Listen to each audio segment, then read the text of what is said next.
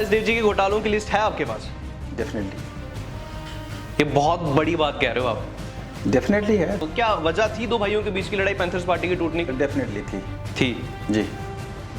Party को तो control आपका कहना है कि हर्षदेव जी हैं वो कंट्रोल करना चाहते थे पैंथर्स पार्टी? विदाउट काम करना नहीं, काम नहीं करना और बिना कंट्रोल काम किए कंट्रोल करना चाहते थे। वो कैसे पॉसिबल? आपको लेटर तक लिखना नहीं आती थी, आपको हर्षदेव ने सब कुछ सिखाया और एमएलए बनाया।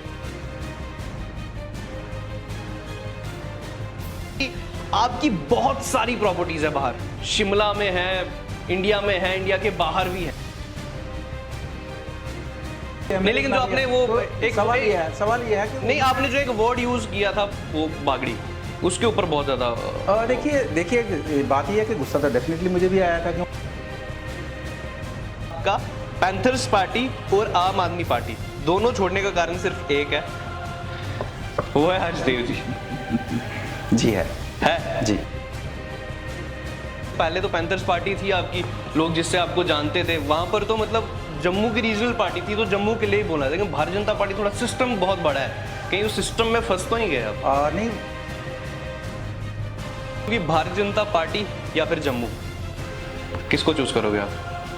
दोनों को नहीं, एक को चूज करना है। भारतीय जनता पार्टी या फिर जम्मू? दोनों नहीं सर, एक को चूज करना है। वाई? कटरा वाला मुद्दा हुआ था, आपने उस पर भी कुछ नहीं बोला। कटरा रोपवे का इतना मुद्दा, कटरा बंद रहा, उस पर भी खामोश रहे, किसी सोशल मीडिया पर कोई प्रतिक्रिया नहीं दी आपने।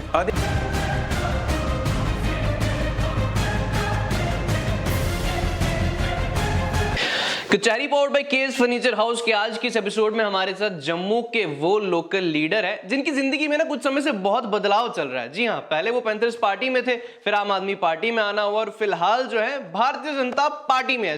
बलवंत सिंह मनकोटिया जी हमारे साथ। Sir welcome to the show. धन्यवाद। तो सर, इल्जाम और अफवाह जो है आपके ऊपर लगने वाली हैं, सो कहीं कोई डर का माहौल तो नहीं ना? वो लीडर क्या हुआ जिसके ऊपर इल्जाम और अफवाह जिसकी ना चले? क्या बात है। और यही इल्जाम जो आज लगने वाले हैं, तो इल्जामात का सिलसिला शुरू करें सर?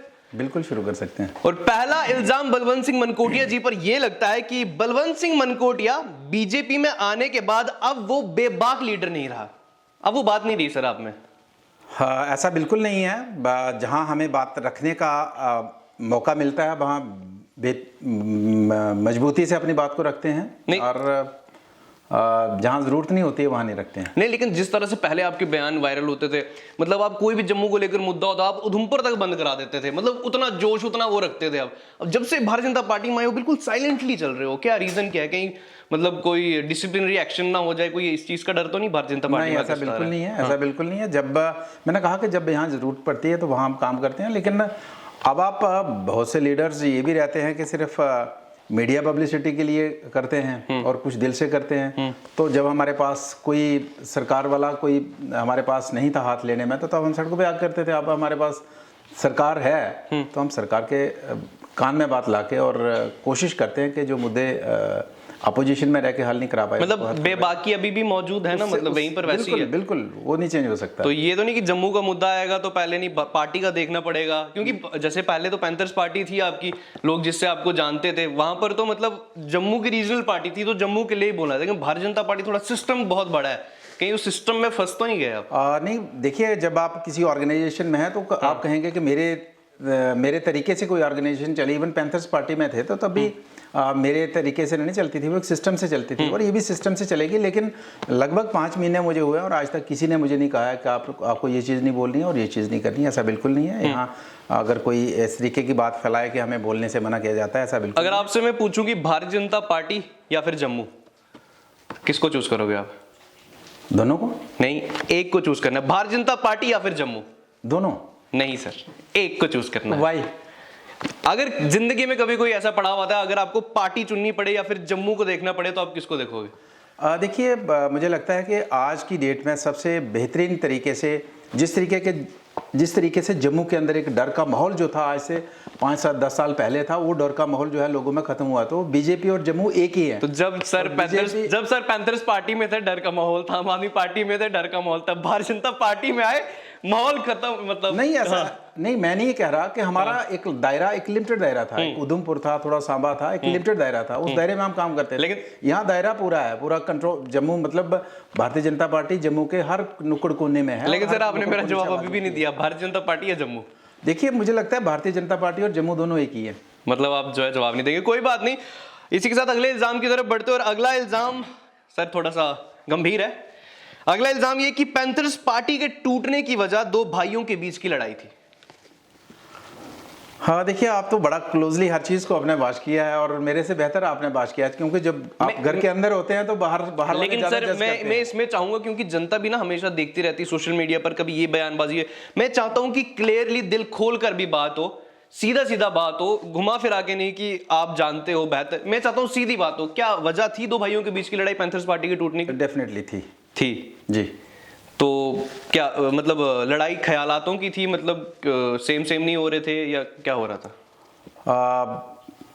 ख्यालात भी कह सकते हैं, और जिस तरीके से ऑर्गेनाइजेशन में सभी का रोल रहना चाहिए, उस तरीके का रोल जिसका जो बनता था उसको करना चाहिए था, और जहाँ पे नहीं हुआ और सिर्फ कंट्रोल करना चाहते थे, और कंट्रोल बिना काम के तो होता नहीं है, तो सिर्फ मतलब पार्टी को कंट्रोल। तो आपका कहना है कि हर्षदेव जी हैं वो कंट्रोल करना चाहते थे पैंथर्स पार्टी, विदाउट काम करना नहीं, काम नहीं करना और कंट्रोल काम किए कंट्रोल करना चाहते थे, वो कैसे पॉसिबल था? तो आपने कब बोलने की कोशिश की पहले, या मतलब सीधा आपने बड़ी बार समझाने की कोशिश की है? तो फिर जवाब क्या मिलता था? बस उस टाइम मान जाना और फिर अपनी मर्जी करनी। फिर उसके बाद सेम वही व्यवहार। चलिए, इसी के साथ जुड़ता हुआ अगला इल्जाम है, वो भी मैं आप पर लगाना चाहूंगा, और अगला इल्जाम यह है कि आपको लेटर तक लिखना नहीं आती थी, आपको हर्षदेव ने सब कुछ सिखाया और एमएलए बनाया है। देखिए, ये उन्होंने भी कई बार शायद ये बात पहले भी कही थी कि वो मास्टर जो ये कहे कि मैंने आपको पढ़ाया, आप मेरी वजह से इस पोजीशन पे पहुंचे हो, बात बनती नहीं है। जब बच्चा कहे, जो स्टूडेंट कहे कि मास्टर जी आपने मुझे पढ़ाया है और आपकी वजह से मैं इस प्लेटफॉर्म पे पहुंचा हूं, तो उस चीज़ में मज़ा आता है। तो ये बात कोई खुद कहे कि मैंने उसको ये कराया, तो वाकई रहा बात, जब मैं एमएलए बना तो मैं ग्रेजुएशन करके एमएलए बना हूँ। उसके बाद मैंने मास कम्युनिकेशन में डिप्लोमा किया, और उसके बाद मैंने as a MLA political science में मास्टर डिग्री की है। जिस तरह से हर्षदेव जी के बयान भी कई बार आते थे, वो कहते हैं अब दुकान पे बैठा होता था, मैंने उसको वहां से उठाया, पार्टी में लाया, ये सब किया। दुकान पे बैठने वाला अगर एमएलए बन जाता है तो ये तो सभी दुकानदारों के लिए, और सभी जो मेरे जैसे साथी हैं, तो सभी के लिए बड़ी बात है कि एक दुकान करने वाला आदमी एक एमएलए बन जाए, तो कोई छोटी बात नहीं है। लेकिन फिलहाल मैं कहूँगा कि मैंने दुकान तो की नहीं है कोई। तो आप इस बात को मानते हैं कि मतलब हर्षदेव जी ने आपको सिखाया? क्या सिखाया? मतलब उन्होंने बताया कभी कि क्या उनके जैसे पॉलिटिक्स अगर की होती तो मैं भी आज जम्मू से बाहर होता। हर्षदेव जी जम्मू में ही है, वो कहाँ बाहर है? वो अपने तरीके से टिके हैं, पता नहीं कैसे टिके हैं, लेकिन अगर उनको कोई फॉलो करे तो मुझे नहीं लगता वो रह सकता है। अच्छा, चलिए, तो मतलब ये इल्जाम सही है कि आपने हर्षदेव जी से कहीं ना कहीं पॉलिटिक्स जो है वो सीखी है, उनके जरिए एक कदम रखा? नहीं, उनसे मैंने कुछ नहीं सीखा है। कुछ भी नहीं सीखा है? हाँ, और मैं शुक्रगुजार हूँ आप भगवान का कि मैंने उनसे कुछ सीखा नहीं है। चलिए ठीक है, इसी के साथ अगले इल्जाम की तरफ बढ़ते हैं, और अगला इल्जाम ये है कि बलवंत सिंह मनकोटिया जी को भारतीय जनता पार्टी ने अभी तक एक्सेप्ट नहीं किया है पूरे तरीके से। नहीं, मुझे तो एक्सेप्ट किया है। मुझे तो लगभग मैक्सिमम चीज़ के अंदर जो डिस्कशंस होती हैं, इंडोर डिस्कशंस होती हैं, जो राय लेनी होती है तो उसमें उदाहरण के तौर पर हर्षदेव जी ने भी शायद से कहा था, या फिर कहीं से सुनने को मिला, तो उधमपुर में कोई प्रोग्राम हुआ था, वहां पर मंच पर आपका नाम तक नहीं लिखा गया था, बलवंत सिंह मनकोटिया, फिर आप गुस्से में भी आ गए थे वहां पर। देखिए, वो पार्टी का इंटरनल मैटर होता है, और उसमें वीडियो बनाना बिल्कुल मतलब अलाउड नहीं था। तो किसी मेरे साथी ने, जो मुझे बड़े प्यार करते हैं, उनमें से किसी ने किसी को भेजा होगा, तो हुआ था कि मतलब, और वीडियो बनाया होगा। तो अंदर की बात है, पार्टी में लड़ाई भी होती है, झगड़ा भी होता है, प्यार भी होता है अंदर। जब आप अपने पार्टी के इंटरनल मैटर हैं तो उसमें बड़ा कुछ होता है। तो मतलब हुआ था कि भारतीय जनता पार्टी का एक इवेंट हो रहा था, और मंच पर जो है कुर्सी पर आपका नाम नहीं लिखा गया। सब कुछ था, थोड़ा सा कम्युनिकेशन गैप हुआ था, लेकिन उसका हमने ऐतराज जताया, बिल्कुल ऐतराज जताया। और ऐतराज जताने वाले क्यों नहीं जताना? जब आपको लगेगा, आप लोगों की बात करते हैं कि मैं आपके हक के लिए लड़ूंगा, जब आप अपने हक के लिए लड़ोगे, तो कहीं ऐसा तो नहीं जैसे कि आप उधमपुर में गए थे तो वहां के जो लीडर्स हैं, या मतलब भारतीय जनता पार्टी के नेता हैं, गण हैं, वो आपको एक्सेप्ट नहीं कर रहे हैं? नहीं, बहुत प्यार करते हैं हम एक दूसरे से, ऐसी बात नहीं है। पक्की बात है? बड़ी पक्की बात है। तो इस बात में मतलब सच्चाई नहीं है कि आपको जो है भारतीय जनता पार्टी ने एक्सेप्ट नहीं, वो कम्युनिकेशन गैप था। वो जो एक वीडियो वायरल हुई थी वो कम्युनिकेशन गैप था, तो उन्होंने एग्री भी कर लिया। ऐसा बिल्कुल नहीं था, डेलिबरेटली कोई नहीं था, और एक्सेप्ट बिल्कुल। वैसे आपने लड़ाई की बात की है कि पार्टी में इंटरनल लड़ाई होती भी रहती है, भारतीय जनता पार्टी में आने के बाद किसी से लड़ाई झगड़ा हुआ? ना, कोई लड़ाई नहीं हुई। तू मैं हुई ना, किसी मुद्दे को लेकर? कभी मीटिंग में बैठी हो, अपने विचार रखे हो, तू मैं थोड़ी सी प्रोफेशनली? ना ना, बिल्कुल नहीं, कोई प्रोफेशनली तू मतलब आप बोलते ही नहीं? नहीं, बिल्कुल बोलते हैं, लेकिन जब बीच में मैंने कहा कि जब कम्युनिकेशन गैप हुआ तो हमने अपनी बात रख ली, तो अदरवाइज जरूरत ही नहीं पड़ी कोई तू मैं करने की। और वैसे भी मैं तो, मेरा पॉलिटिकल कैरियर आपने देखा तो मैं कितनी तू मैं करता हूँ। बिल्कुल। इसी के साथ जुड़ती हुई एक अगला इल्जाम है, उस पर जाना चाहूंगा। और अगला इल्जाम ये कि बलवंत सिंह मनकोटिया आप ज्यादा बोलते नहीं है। जैसे कि कटरा वाला मुद्दा हुआ था, आपने उस पर भी कुछ नहीं बोला। कटरा रोपवे का इतना मुद्दा, कटरा बंद रहा, उस पर भी खामोश रहे, किसी सोशल मीडिया पर कोई प्रतिक्रिया नहीं दी आपने। देखिए, जब मैं दूसरी पार्टी में था तब भी जब किसी एरिया में कोई प्रोग्राम इस तरीके का होता था तो लोग अप्रोच करते थे तो डेफिनेटली जाते थे। बिना बुलाए मेहमान तो हम बनते नहीं हैं। जब भी यहाँ से कोई बात आती है, लोग डिमांड करते हैं कि यहाँ आइए, हमें सपोर्ट चाहिए, तो हम जाते हैं। कल आप ज़बरदस्ती किसी के प्रोग्राम में जाते हैं, किसी के एजिटेशन में जाते हो, तो उनका मिशन अलग हो सकता है, उन्हें किसी और नहीं। लेकिन प्रतिक्रिया आपको, ये कटरा रोपवे वाला मुद्दा, उस पर प्रतिक्रिया भी नहीं दी आपने। मतलब आपको ठीक लगता है वो जो बंद हुआ था, बंद का कॉल था? देखिए, समय के साथ सारी चीज़ें चेंज होती हैं, लेकिन सभी चीज़ों को चेंज होने के साथ साथ प्रशासन और सरकार की जिम्मेदारी बनती है कि इम्पोर्टेंट जो है लोगों का रोजगार है, और लोगों का रोजगार उनसे नहीं छीनना चाहिए। ये आज भी मैं कहता हूं। ये खास तौर पर इस मुद्दे पर मैंने इसलिए आपसे पूछा क्योंकि अब जम्मू के वो मास लीडर है जो ना हमेशा से दिखते आते थे। जम्मू की कोई भी बात होती थी, हाँ जी कौन, बलवंत सिंह मनकोटिया जो कुछ बोल रहा है। लेकिन भारतीय जनता पार्टी में जब से आए हो तो जम्मू का कोई भी मुद्दा होता तो आप उस पर बोलते नहीं हो। नहीं, बिल्कुल बोलते हैं आप तो मेरे लगभग सोशल मीडिया में जितना भी आप देखते होंगे तो मुझे लगता है कि हर मुद्दे पे हम बात रखते हैं। लेकिन मैं इसलिए भी थोड़ा काम करता हूँ कि आजकल रियलिटी, सच्ची बात बता दूं कि जब भी कोई मुद्दा उठाते हैं तो आ जाके दूसरे भाई साहब की बात बीच में आ जाती है, तो फिर वो मतलब मुद्दा गोल हो जाता है। इसलिए मैं कहता हूँ थोड़े से मतलब आप कुछ भी बोलते हो, हर्षदेव का नाम बीच में आ जाता है, मतलब कोई ना कोई क्वेश्चन यही कर लेता है, तो मैं उस क्वेश्चन को जवाब देना नहीं चाहता हूँ, इसलिए मैं थोड़ा सा ज्यादा मीडिया में नहीं आता। तो वैसे मनकोटिया साहब, गुस्सा आता है आपको? गुस्सा कभी कभी आता है, आ जाता है। एक आपकी वीडियो भी बड़ी वायरल हुई थी जिसमें आपने कुछ बयानबाजी की थी, अब क्या बाहर वाले लोग चलाएंगे जम्मू, बागड़ी चलाएंगे? उस पर बहुत ज्यादा प्रतिक्रिया आई थी सोशल मीडिया पर, आपकी नेगेटिव छवि सामने आई थी। अब देखिए, नेगेटिव छवि की बात नहीं है। जितने भी भगवान जिनको भी हम मानते हैं, जिनको हम मानते हैं, चाहे किसी भी धर्म के हैं, तो अगर उन भगवान को गुस्सा आ सकता है तो हम तो उनके फॉलोअर्स हैं, और आना भी चाहिए जब जरूरत है। हाँ, बिना मतलब के और अपने से कमजोर आदमी को दबाने के लिए अगर आप गुस्सा दिखाएंगे तो वो आप कमजोर आदमी हैं। अपने से मजबूत ताकतवर है, उसके साथ आप अगर जरूरत पड़े उसको गुस्सा दिखाएं तो फिर लगता है कि आपके अंदर दम है। आप गरीब लोगों का, जब आप लोग आपको एमएलए बना देते हैं, मंत्री बना देते हैं, फिर आप गरीब लोगों को लताड़ते हैं, किसी टीचर को लताड़ते हैं, किसी अधिकारी को लताड़ते हैं, तो उसका वो बेचारा क्या करेगा? आपको चुन के एमएलए। लेकिन जो आपने वो तो एक सवाल ये है कि नहीं, आपने जो एक वर्ड यूज किया था वो बागड़ी, उसके ऊपर बहुत ज्यादा देखिए बात यह है कि गुस्सा तो डेफिनेटली मुझे भी आया था, क्योंकि मैं महाराजा हरि सिंह जी का जन्मदिन सेलिब्रेट कर रहे थे, और वहां पे एकदम मीडिया वाले वैसे खड़े थे, वहां सारे साथी उसको कवर कर रहे थे, तो एकदम मीडिया में वायरल होता है कि आपको पार्टी से निष्कासित किया है। तो जब मैं पार्टी का प्राइमरी मेंबर था ही नहीं, तो मेरी इमेज को एक साजिश के तहत उस इमेज को खराब करने की कोशिश की। आपको कहीं नहीं लगता है कि वो गुस्सा आया भी और आना भी? वो आपको लफ्ज यूज नहीं करना चाहिए था, आपको लगा कभी ऐसा? जब देखिए, जब जो कह दिया ना वो वापस तो आ नहीं सकता, इसलिए मैं कहूंगा जो मैंने कहा ठीक कहा। चलिए, बहुत बड़ी बात। और इसी के साथ अगला इल्जाम लगता है आपके ऊपर, और अगला इल्जाम ये कि बलवंत सिंह मनकोटिया जो है वो झूठे हैं। और झूठे क्यों है? क्योंकि आपने एक बार मीडिया में बोला था आपके पास हर्षदेव जी के घोटालों की ना बहुत बड़ी लिस्ट है, पर वो लिस्ट कभी बताई नहीं आपने, तो फिर झूठे ही हुए। मैंने कहा कि इसलिए तो मैं मीडिया में कम आता हूँ, ये शिकायत मीडिया वालों की आ जाके वहाँ अटक जाती है सुई, तो इसलिए नहीं, आज घोटालों की लिस्ट जो है वो मैं भी नोट करना चाहूंगा। देखिए, फिलहाल मुझे लगता है कि अभी समय नहीं है, जब समय आएगा तो बताएंगे। तो मतलब हर्षदेव जी के घोटालों की लिस्ट है आपके पास? डेफिनेटली। ये बहुत बड़ी बात कह रहे हो आप।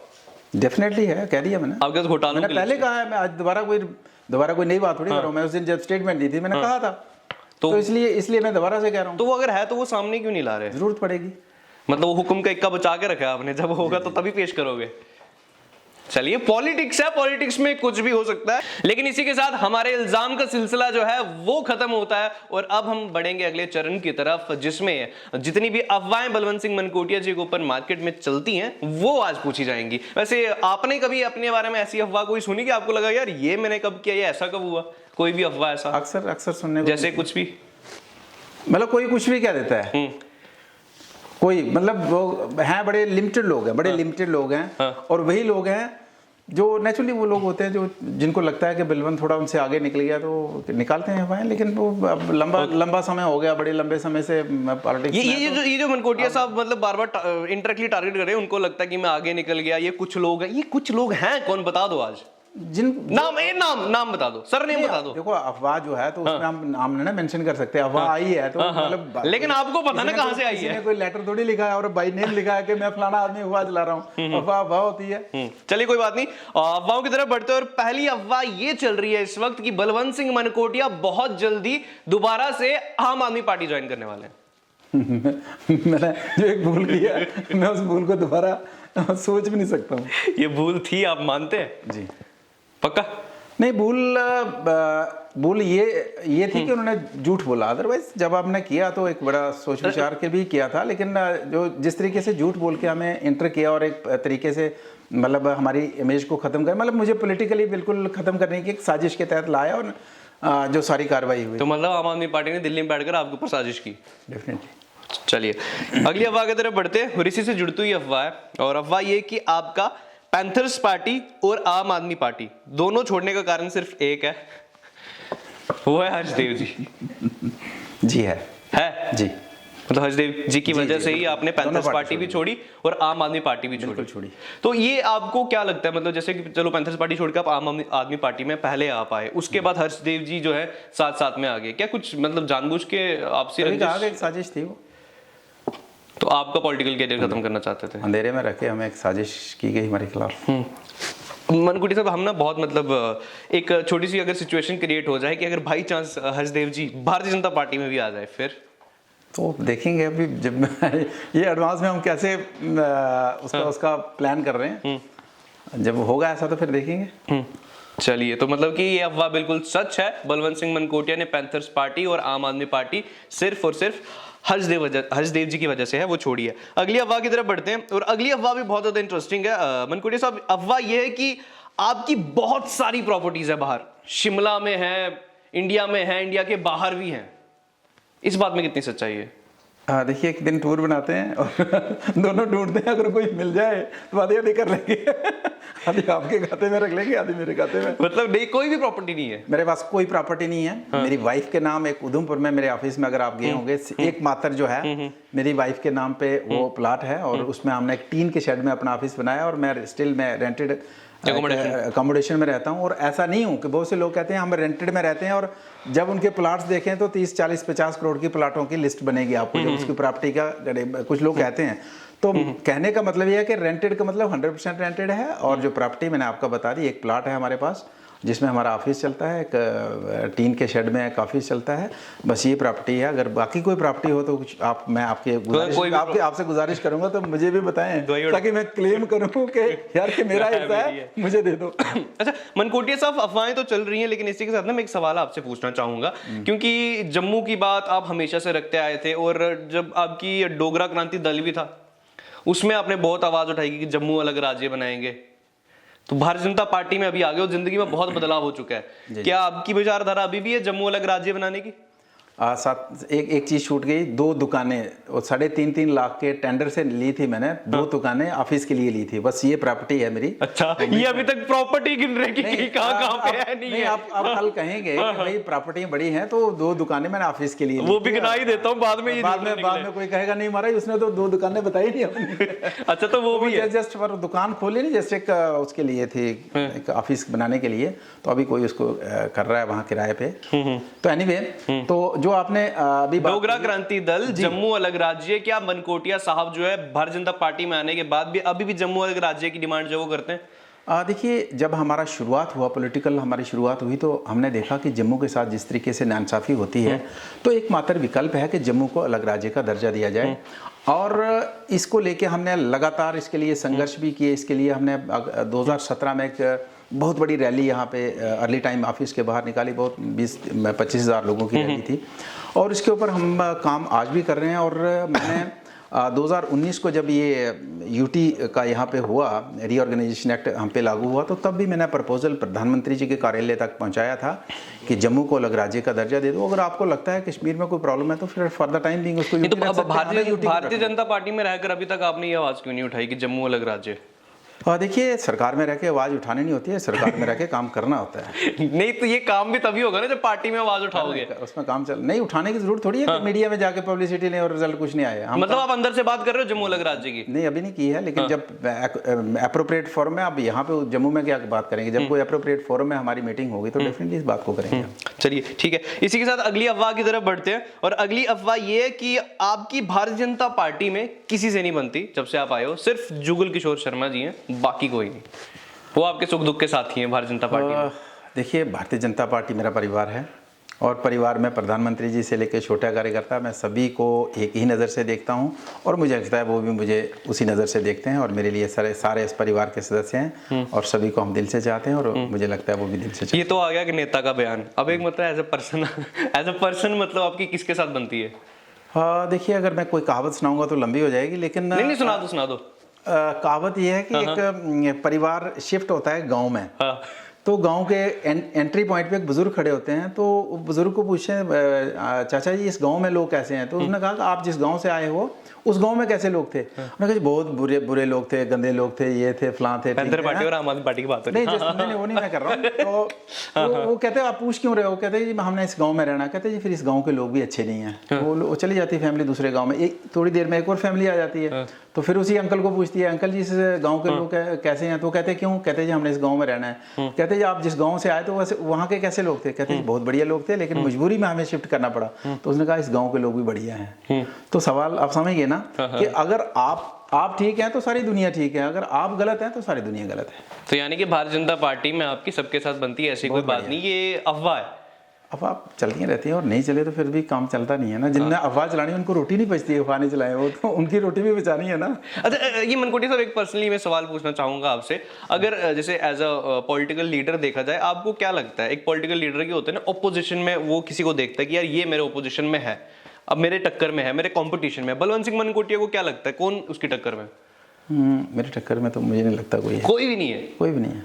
एक नेता जिसके जो आपके कंपटीशन में लगता हो, दूसरी पार्टी का, अपनी पार्टी का नहीं, दूसरी पार्टी का? कोई भी नहीं। एक नाम? कोई भी नहीं। फॉर एग्जाम्पल अगर आप कहें, मैं नहीं, आप बताओगे ना। फॉर एग्जाम्पल कोई भी मेरी टक्कर में तब आएगा, मैं पिछले 5 महीने से आन ग्रहण नहीं किया है, तो जो 5 महीने जो छोड़ के आएगा तो उसको मैं टक्कर में समझूंगा। या तो पहले एग्जांपल दे देता या फिर आप वो रविंद्र रैना जी की तरह बोलोगे क्योंकि भारतीय जनता पार्टी में आ गए, कोई भी नहीं है, टक्कर में क्यों पड़ रहे हो चक्कर में। वही तो भारतीय जनता पार्टी में आने का थोड़ा सा असर तो मनकोटिया साहब पर होगा। लेकिन बहुत ही अच्छा लगा, आज बहुत ही मजा आया। और बलवंत सिंह मनकोटिया जी का स्वभाव, बहुत ही हमने कोशिश की इनको गुस्सा दिलवाने की, तीखे तीखे सवाल, तीखे तीखे इल्जाम जो हैं वो लगाने की, लेकिन इनका स्वभाव ऐसा है कि ये कोई भी बात जो है हंसी में गुल कर देते हैं। और बहुत ही सब कुछ पूछने की हमने कोशिश की, और उम्मीद करता हूँ कि कुछ ज़्यादा क्लोज में पर्सनल नहीं गया हूँ। सर ठीक रहा सब?